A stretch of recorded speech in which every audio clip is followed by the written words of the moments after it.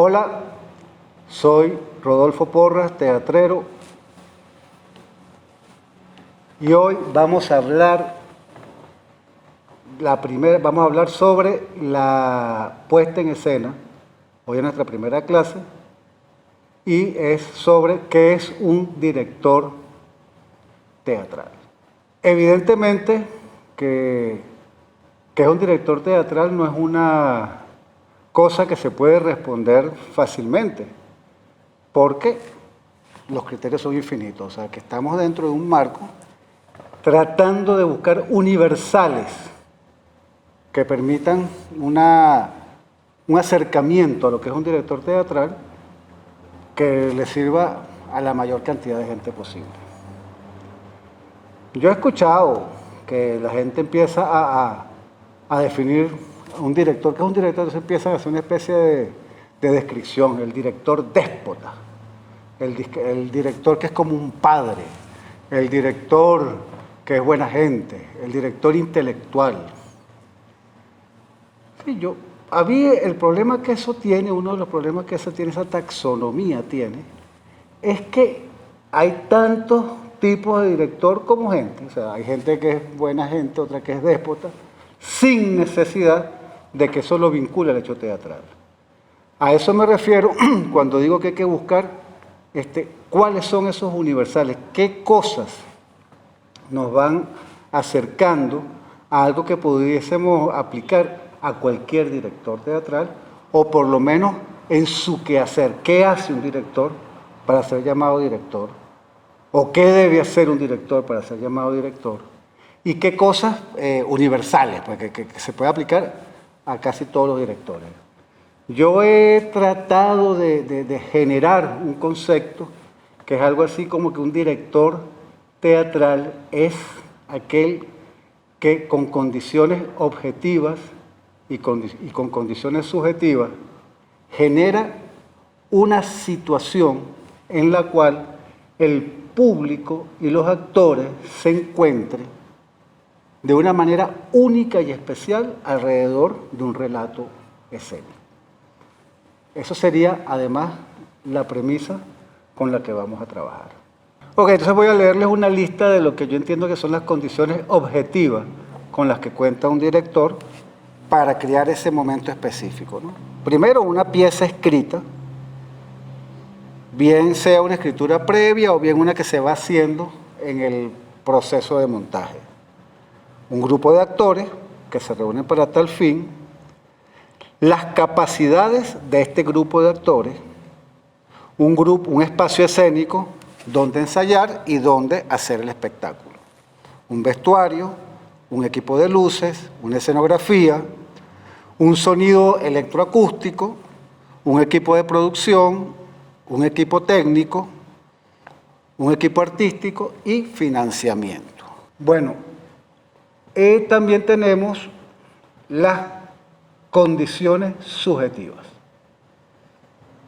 Las condiciones subjetivas se sostienen en cómo se reelabora, cómo entra en contacto el director y la tarea con las condiciones objetivas, con estas cosas que acabo de decir. Por ejemplo, decimos una pieza y entonces la comprensión y la interpretación de la pieza escrita. Una cosa es tener la pieza y una cosa es cómo tú la lees, cómo la interpretas, cómo la entiendes. Y ahí está entonces privando una visión que no es una visión que necesariamente va a tener todo el mundo, ¿no?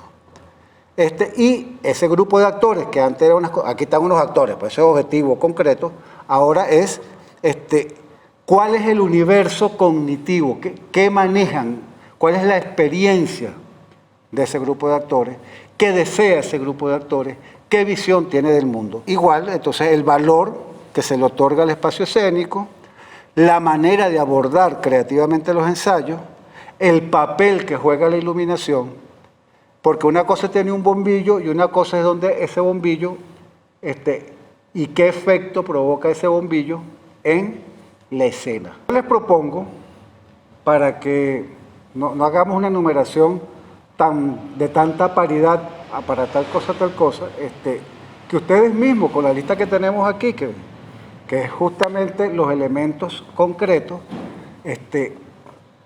que ustedes mismos busquen cuáles son las condiciones subjetivas que estos elementos aportan. Teniendo ya a la vista y teniéndolo más o menos masticado, cuáles son esas condiciones objetivas y cuáles son esas condiciones subjetivas que el director tiene para crear un momento único y irrepetible o sea, con un espectáculo, con un montaje, con una música, con algo que vaya estableciendo lo que dijimos antes, unas condiciones para que los actores y el público se encuentren.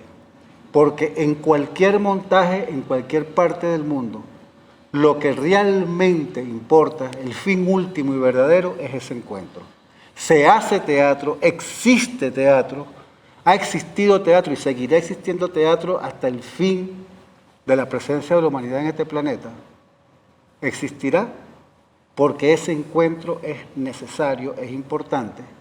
Y en este caso estamos hablando de la dirección teatral y estamos hablando de la responsabilidad que tiene el director en este encuentro, pero por supuesto que no es una responsabilidad única de él, ni es un mérito solamente del director, es un mérito del equipo que lleva a cabo el montaje, los actores, los técnicos, los artistas, y del público.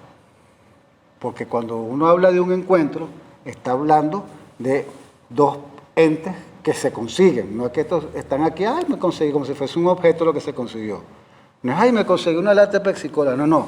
Es que se encontraron, se consiguieron, se comprendieron un grupo de actores y un público. Ese encuentro es tan importante y es tan definitivo que el aplauso, que pareciera una cosa baladí, termina siendo una simbolización de una serie de relaciones que se vinieron dando a través de todo el montaje. Y cuando uno está del lado del escenario del que propone el montaje, uno entiende claramente la calidad, la calidez de ese aplauso, porque ese es como una dádiva. No es lo único que da el público, pero sí es una cosa que resume y que devuelve muchas de las cosas que recibió y que intercambió en el proceso de la puesta en escena y de ese encuentro del que estamos hablando. Esas condiciones concretas, esas condiciones abstractas, es decir, esas condiciones subjetivas y objetivas con las que trabaja el director, podríamos mirarlas en el universo del arte, como por ejemplo un pintor. Un pintor tiene un lienzo, tiene unas pinturas, pueden ser de aceite, pueden ser de pastel, tiene una idea y el lienzo, las pinturas, los pinceles, incluso el objeto que quiere pintar, pongamos un árbol, son las condiciones concretas. Ahora bien, cuando ese pintor está frente al objeto que va a pintar y tiene todas sus cosas aquí, resulta que el volumen que está mirando, ese volumen, no es exactamente el que quiere tener aquí. Lo va transformando, lo va convirtiendo en otra cosa. Igual que ese verde no es este verde, ni quiere que sea ese verde. Igual que el azul que está detrás de ese objeto que está pintando, no es el azul que él quiere, porque no solamente él está mirando el objeto que quiere pintar, sino que se está mirando por dentro.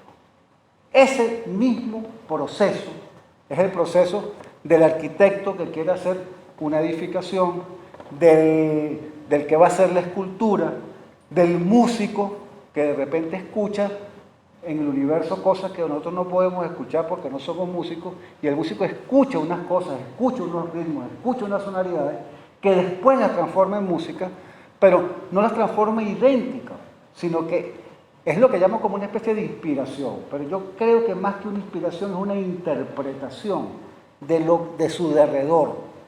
Un poco lo que en la poética Aristóteles llama la mímesis, ¿no? Que mucha gente piensa que es imitación, y yo diría que más bien es una una manera de arrebatar del objeto que está observando, del que hace la mímesis, y transformarlo, de convertirlo en una respuesta de su interpretación a lo que es el universo. De eso se trata. Y si ustedes ponen, y seguimos con la metáfora del pintor, a otro pintor al lado, seguro que va a pintar otro árbol. No va a pintar el mismo árbol, porque está mediando una manera de mirar, una manera de pensar, una manera de sentirse frente a ese objeto. El director no tiene unos pinceles, no tiene un lienzo, sino que trabaja con seres humanos, que también tienen una subjetividad, que también tienen una manera de mirar, igual el escenógrafo, igual el sonidista, igual todos los que están allí involucrados, tienen un espíritu, un alma, una sensibilidad, y al director le toca conciliar, coordinar todos esos elementos de manera que se cree esa expresión, esa mímesis de la que hablaba Aristóteles, de ese arrebatar de la realidad y transformarla en un hecho único e irrepetible con ese punto. Lo que estamos diciendo es que el proceso artístico es un proceso de transformación de la realidad, de transformación de la materia sensible que tenemos dentro. De eso estamos hablando. El hecho artístico es un hecho de transformación y sobre todo es un hecho de descubrimiento. Para mí la creación siempre ha sido un proceso de búsqueda y de descubrir, más que de inventar. A veces se inventa, pero creo que lo que es fundamental allí es la indagación, el ir tratando de comprender tu derredor y de comprender lo que tienes por dentro. El director, por supuesto, ese derredor es muy complejo, porque parte de su derredor son los actores, los artistas que están al lado de él, que tiene que indagar sobre ellos para que ellos también lo acompañen en el descubrimiento, en la búsqueda de eso. Por eso yo digo que cuando uno dice un creador, pareciera que fuera que de la nada ¡pum!, saca algo, ¿no? Yo creo que un creador artístico, un creador, un pintor, un músico, un director de teatro, un actor, un escritor, no saca las cosas de la nada, sino que descubre, sino que transforma eso que va descubriendo y lo va consustanciando con su visión del mundo, con su manera de entender y de aprender y de desaprender, no de inventar. Por eso yo siempre he dicho que el ingenio no es un gran amigo del arte. Al contrario, creo que es un enemigo del arte, o por lo menos un perturbador del arte. Cuando uno trata de resolver esos procesos inventando, con ingeniosidad, a lo mejor eso queda bien, queda interesante, pero no es algo que se perpetúe. Y cuando hablo de perpetuar no estoy hablando de trascender en la historia, estoy hablando en algo que queda en la memoria. Y parte de este proceso de qué es un director es la relación que tenemos con la memoria.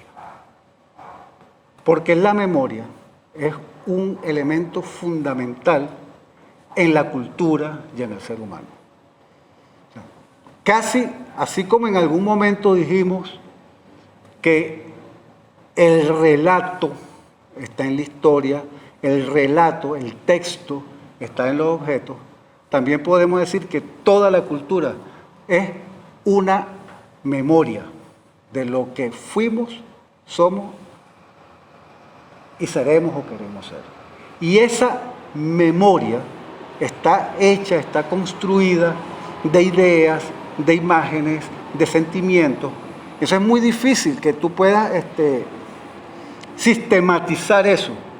Es más bien una cosa como pescar en una agua profunda que tú no necesariamente sabes que está allá abajo, ¿no? Entonces tú tiras tu anzuelo y alguna cosa sacas. Esa cosa es la memoria Y a lo mejor hay cosas que sí las sabes y son procesos lentos, son procesos que tú estás tratando de entronizar. Entonces, un director es una persona que está buscando ese momento irrepetible, porque él está viniendo de la memoria para llegar a la memoria. Porque es como una especie de río, de gran cosa que está allí, ¿no? Donde no hay nada que salga de esa memoria.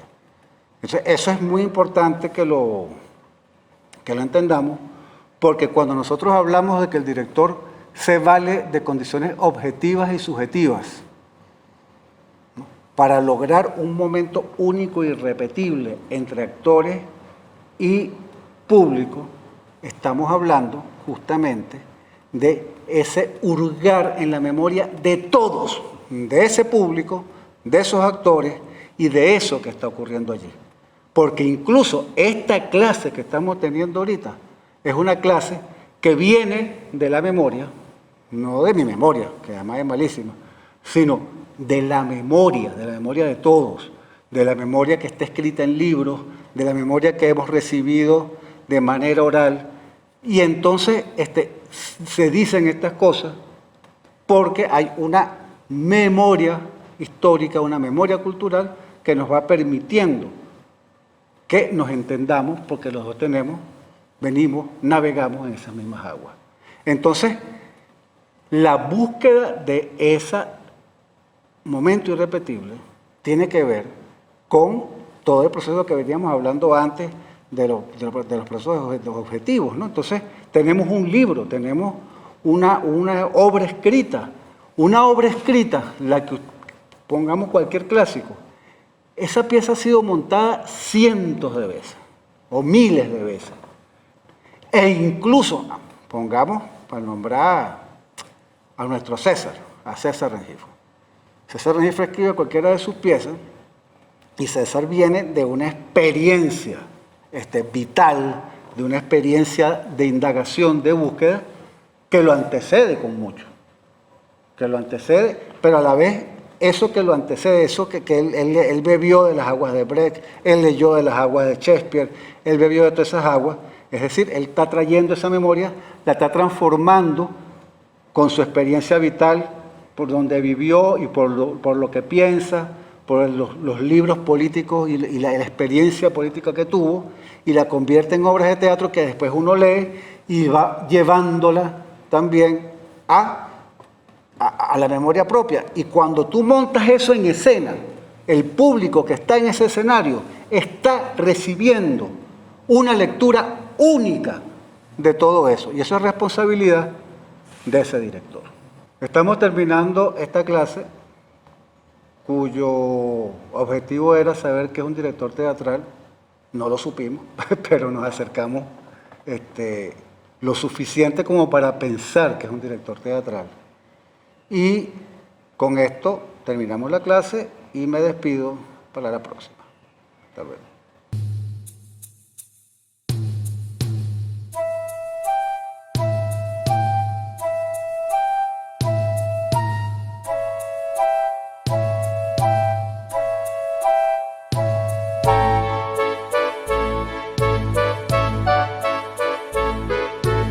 Aquiles Nazoa, 100 años. De humor y amor.